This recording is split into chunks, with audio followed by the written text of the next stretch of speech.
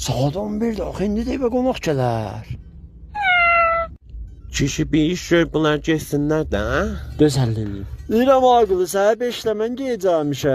Sübh 5'te ne edeceksin? Xəmir salacaksın. Mən hələ sübh saat 5'də taza yatayam. Neçədə durursunuz? Akşam 6'da. Olmasa biz gedək yataq, siz oturun da. Nədir rahatsız? Fakat o televizyon kontrolünü biz seyredeceğim, filme bakacağız. Xanım, bunlar üzdüdür, getməyəcəklər. Döz əllə sağlam. Məmməd Dizəkə bu iş bir şey yapar, səsin saz başlarına çıxsınlar, geçsinlər, hövsələm yoxdur. Bura Misir yoludur, şıngılın anay nanay. Heymanələri doludur, şıngılın anay nanay. Üstümə kölgə düşdü, şıngılın anay nanay.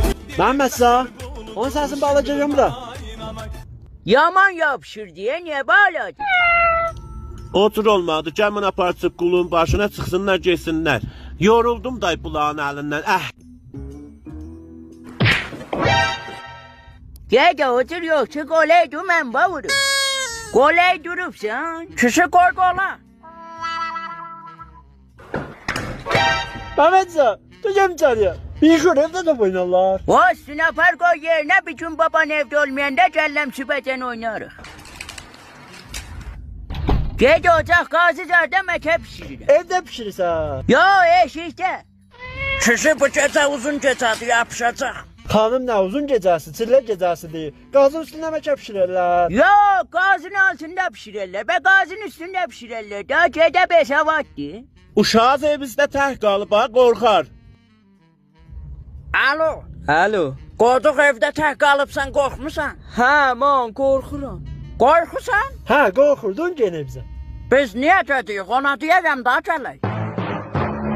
Qorxusan çox cəbiyə bax, xət çəkildik. De pəxlə də gəlsin. Bak koymuşam gazın altına. Paxla da gətir, mənqalı da gətir, yaxçılda da 3 kilo toğ götü var. Olar da gətir, qulusu bəzən kebab pişirəcək.